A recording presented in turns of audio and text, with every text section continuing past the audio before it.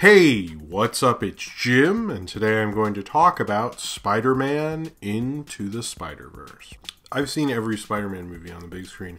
I'm a huge Spider-Man fan. Spider-Man was one of the reasons I learned to read, and a Spider-Man comic was actually the reason I got into comic books. So he's a figure that looms large over my life, basically. Spider-Man has been a big part of my life, and I think he's a character I hold very dearly. But I have always wanted a really great animated Spider-Man movie.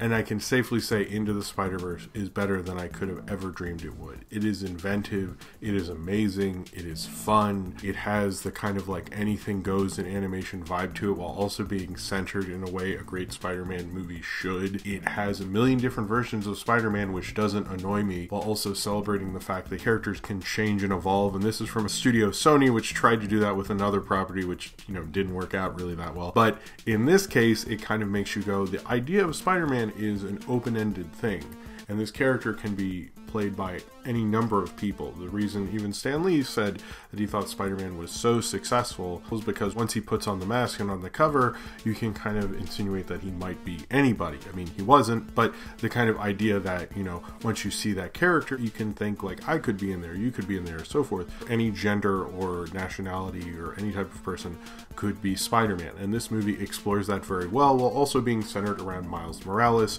and never losing focus of either. What's really interesting about Into the Spider-Verse is there's so many things going on in it. It's flipping between these interdimensional Spider-Man coming in at once to dealing with Miles Morales' origin story, to hearing about the Kingpin, to understanding this character, to that character. I'm not going to say like Peter Porker doesn't get enough screen time or enough backstory and Spider-Man Noir and things like that, but it is able to kind of navigate through all of that and not get too messed up and cluttered with a film that could have easily done that. Visually, it is awe-inspiring and jarring, and the kind of imaginative fun of animation that we really don't get to see on this kind of level from a major studio. This is so much more fun than what Disney or Pixar or any studio you can sizably name. Like, this is like combining animation styles, this is doing amazing shots, this is inventing this whole comic booky thing. Things are out of focus, things look like you're not wearing your 3D glasses when you're seeing the movie. It feels 3D even if you're not seeing it in 3D.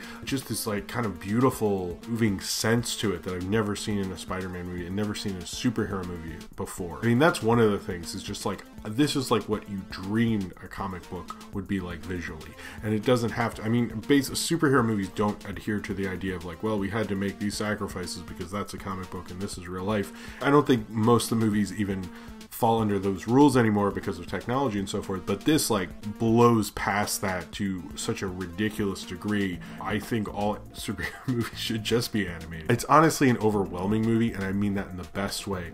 But while I was watching it, I had kind of an interesting experience to it because I'm appreciating the animation so many times from the trailers, which I poured over, and like anytime I saw a movie and a Spider-Verse trailer was on, I was paying attention. I was excited. But when I finally got to watch this movie, what I was really in love with was the story was so good in this. And I think if the story and the kind of through lines throughout this film didn't work, people wouldn't be so exuberant about it. It works so well. I honestly found myself thinking later, I was like, man, I should have like paid more attention to the visuals, just because I was just so into the story of it and I got so wrapped up into the story of it. I loved the Miles Morales story. I loved what him and Peter were doing together, and Gwen, and everything with the Kingpin, and it felt like a really great Spider-Man story. And that's one of the things between all Spider-Man media, whether it's Spider-Man 2 or whether it's the Spectacular Spider-Man, which up until this movie was my default, like, what's the best animated Spider-Man. I think this might have beaten it, and it might be one of the best animated superhero movies ever made. I think it's like this and Mask of the Phantasm, and this is already in my,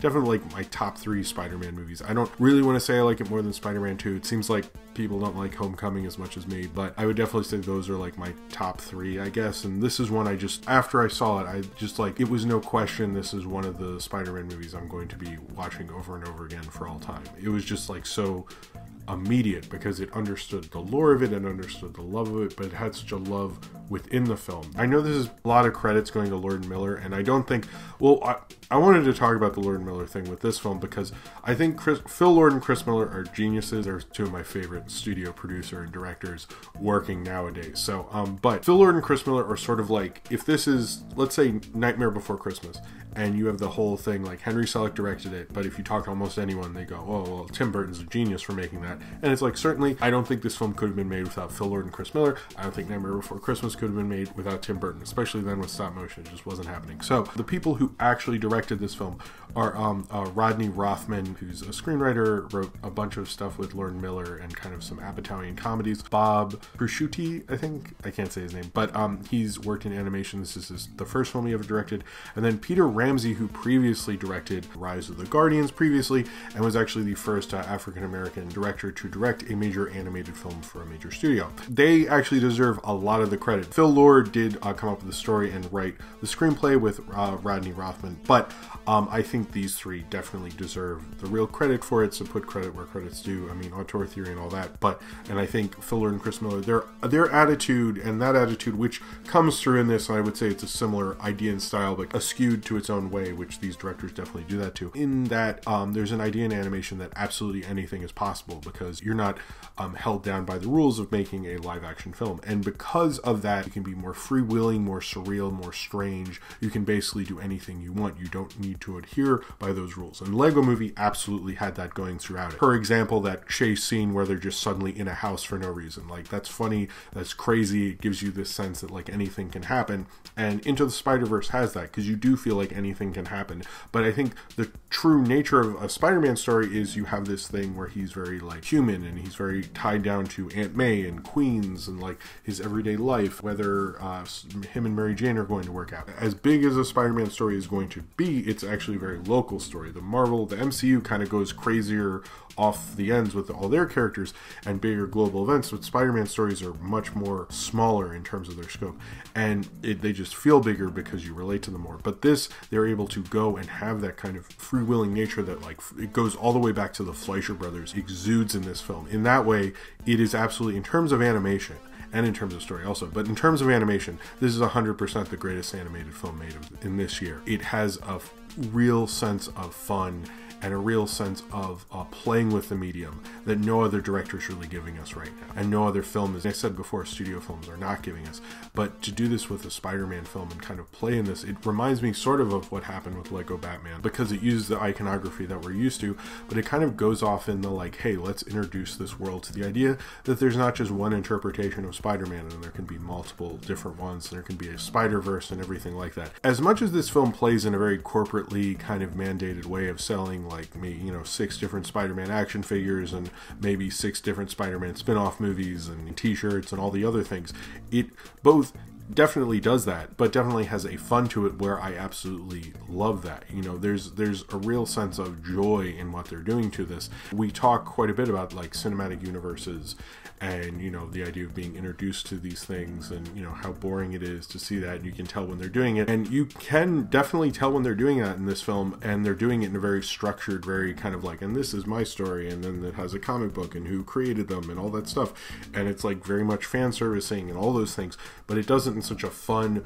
joyous kind of way that you both accept it and you love that. And I don't think there's a lot of studio films that can really do that as well. The character of Miles, I think, especially because that's a different origin story, but it's still like going up against these ideas of masculinity between his father, who's a police officer, and his uncle, who is a criminal, but you later find out more about that, who also kind of helps him with his more artistic side, and the kind of conflict within him with that and his identity and who he really is.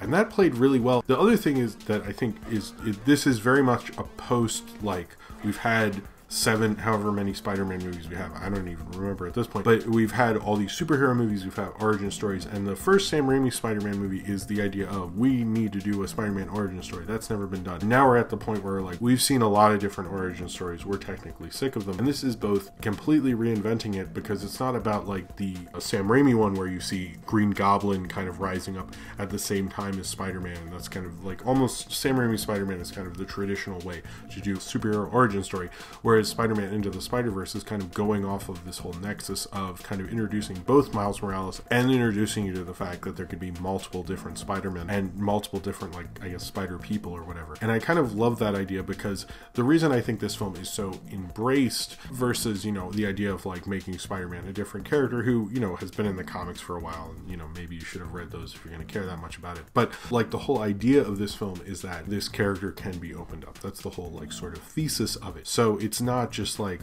here's another one, he's going through the motions, and it's that type of adventure, and that sort of doesn't work. This works on both a commercial level and a philosophical, thematic level, which I think a lot of stories can't nail as well as Into the Spider-Verse does. It really is understanding exactly what it's doing. Like, there's very few scenes in this that aren't done for an exact purpose, and giving people that backstory and having a scene just like with a random kind of little cameo from something like Clone High or something like that, but also from like various different characters. There's a specific reason, like that person's in the background or that person's introduced at this time, and there's like kind of an organization in the chaos, which I think speaks to when blockbusters are really done well. They're well written, they're well structured, they're well together, and Into the Spider-Verse feels like a bunch of chaos. It feels like anything can happen at any time, but it's very tightly wound and tightly built together. And it's probably absolutely the tightest blockbuster and craziest one I've seen this entire year. Like, I absolutely love this movie, and the more I think about this movie, I'm like, I can't believe it did that. I can't believe it had that character. I can't believe Spider-Man Noir, like, if I've like totally slept on that. That seems like something I would be really into. Or like, maybe I should read more Miles Morales after this. Maybe I should get more into Spider-Gwen. You know, maybe I should think more about, like, there's two different Peter Parkers, and there's Peter B. Parker, and like, how come nobody noticed like Chris Pine was in this? There's just like so many crazy ideas in this, and then like awesome things in the credits. This is just like the juiciest, most amazing superhero movie, and one of the best superhero movies this decade.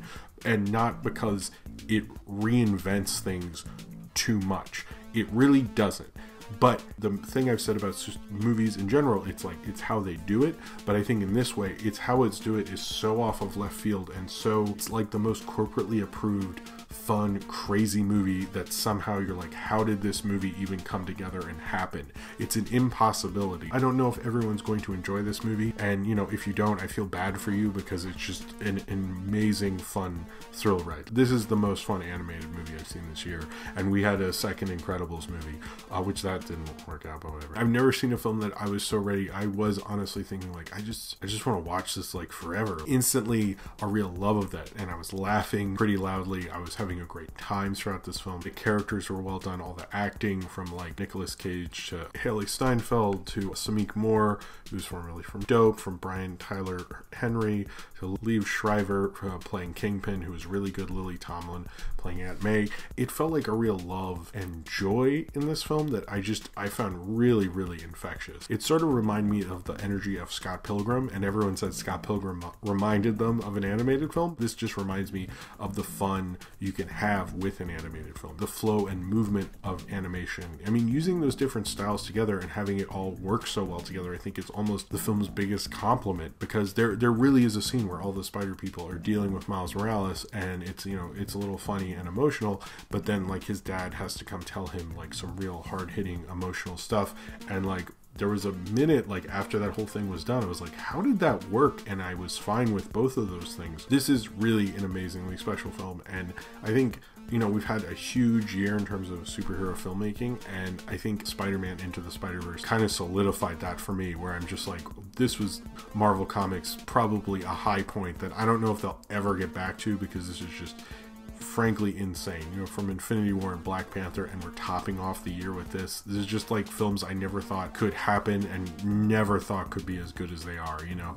I think it's crazy that we get this surreal, crazy I mean, I would have been fine with just a normal Spider-Man story animated, and this just like really has so much fun. It has more fun with the idea of an animated Spider-Man than any show has ever done. You know, it really gets into the whole idea of like swinging around the city, having these different people from different dimensions, having fun with that idea, dimension hopping and alternate versions, and, you know, being free to explore these different versions while also acknowledging the original and the original iconography. I think this might, you know, if you're not into Spider-Man, maybe you won't get this, but it's like kind of plays in this world where it's like, it doesn't not want to include you, it wants to include you in the fun. And I think that's why you're seeing this get like so crazy good reviews, because it's just like maybe one of the most joyous, fun animated superhero movies we're ever going to see. It's something I never thought was quite as possible. You know, it's fun as just a Spider-Man movie. It's fun as a superhero movie. It's fun as pretty much everything it tries to do. It's almost undescribable in some ways, because as I was watching, I was like, God, it just like